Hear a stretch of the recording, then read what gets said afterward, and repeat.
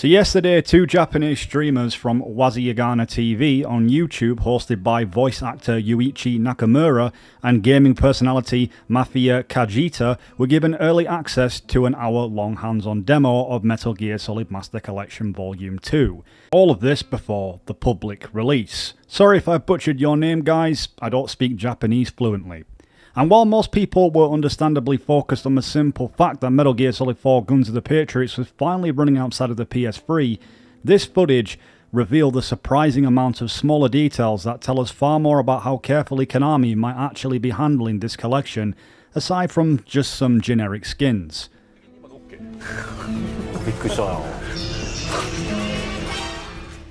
Using translation software and cross-checking reactions from Japanese viewers, several interesting discoveries started surfacing almost immediately, and the first major change appears right at the startup. As you guys may remember, in the original PS3 release of MGS4, once you launched the game, you were essentially locked into that environment.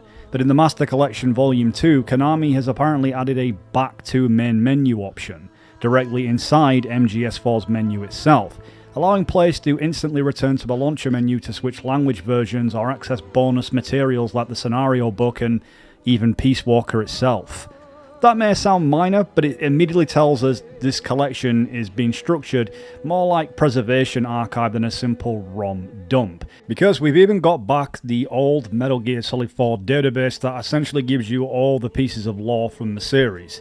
One of the most fascinating discoveries involves the save loading screen itself. Back in 2008, MGS4's loading interface relied heavily on the PlayStation 3 system's architecture. It was deeply tied to Sony's hardware ecosystem, you could say, at the time, meaning many fans wondered how Konami would even handle that transition on modern platforms. And even did Konami a while back, they had no idea how they were going to move it over to more modern consoles. But they've rebuilt nearly everything entirely. The loading save data screen has been completely redesigned for the Master Collection version, which quietly confirms something much more important, that the port is likely required more reconstruction work behind the scenes than many originally have assumed. And to be fair, given on the fact that the loading screens themselves whilst booting into the game is living proof of that. どんな風になっとるんだろうね。でもね、元のね、映像的完成度が。It seems doubtful that we're going to get the classic installation screens, but given on how much the fans love it, it does seem likely they will return, if not in least between the chapters, at the very start of the installation point of when we, boot up the game. So at the beginning of MGS4, as long-time fans, we all remember the infamous cardboard box reading, "No place for Hideo." Surprisingly, that still appears to remain fully intact in the new version. However, the whole Hideo blog and the Haidoreji URL that originally appeared above it has now been removed completely, which makes sense. The website itself no longer exists. Another huge discovery involves the in-game iPod system, and somehow Apple's iPod branding remains completely intact inside the Master Collection Volume 2.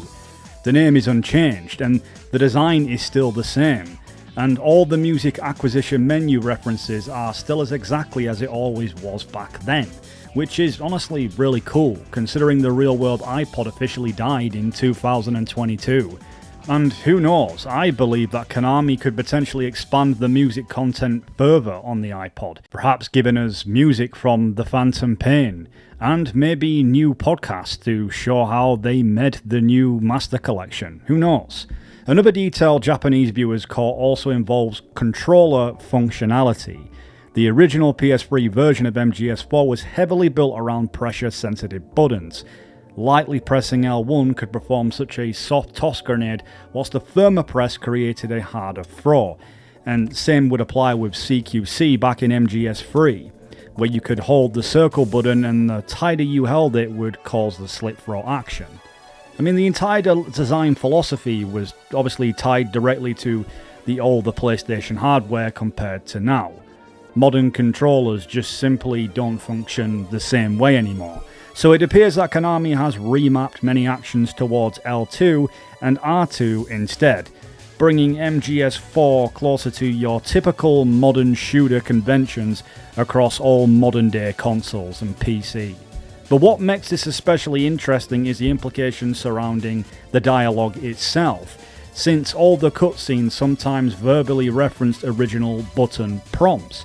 So some fans now believe that Konami may have actually brought the voice actors back to record something surrounding the lines in the moments where the timing or terminology no longer matched the era on the PlayStation 3 but now do on the modern consoles.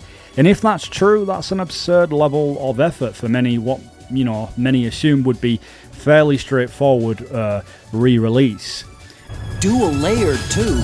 No need to swap. Damn it, Otacon! Get a grip! Yeah, what an age we live in, huh, Snake? Wonder what they'll think of. And visually, there's already signs of enhancements as well. Many of the textures and text on outfits and costumes and objects have all been heightened for better quality.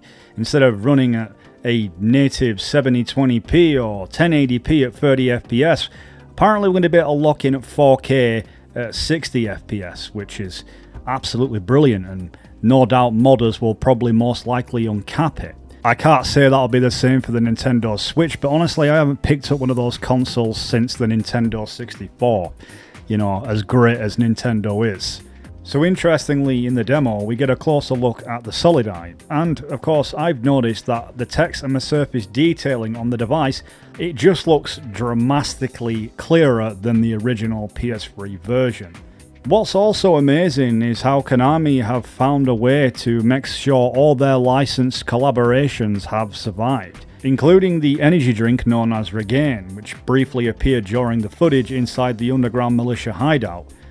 Even the Playboy magazine as well, which existed as an in-game collectible item in the original MGS4, appears to be still present as well. That alone is kind of unbelievable considering how licensing agreements usually disappear over time, especially with something like Playboy. Although there is a possibility that some imagery could be adjusted or updated since Playboy's print history has changed dramatically after 2020. And similar to how certain materials were altered in Metal Gear Solid Delta. But right now, nothing suggests major removals. If anything, Konami's adding towards what we already had before. Personally, I think the Master Collection 2 will be best experienced on the PS5 or the PC, where you can use a PlayStation 5 controller. I can only imagine how brilliant it will feel to fire a gun with the haptic feedback triggers, because they tighten up and stuff. So it'll be interesting to see how that works, including being able to shake the controller to remove the Octo Camo. And honestly, the more details that surface from this demo and probably what's to come, the more this collection just starts feeling less like a basic release and more like Konami's attempting to carefully excavate a piece of gaming history, should we say, without damaging it in the process. Because let's face it, MGS4 isn't just another sequel, it's an underrated great game that's gone through some revisionist history that people now appreciate more than they did back in 2008. And I think for us right now, all we can do is just wait till August until it arrives. I guess there'll be more features and more details released at some point in the future, we'll find out, and I can only imagine how great they'll be. But that's all there is for now. If there's any new information, I'll be sure to present it to you as soon as I can. And I also want to remind you I've got a brand new up and coming video coming out soon, going into detail in something related to MGS5. Thank you for all your support. If you want to consider supporting the channel if you're new here, that'd be great. And until we meet again, have yourself a great summer, guys.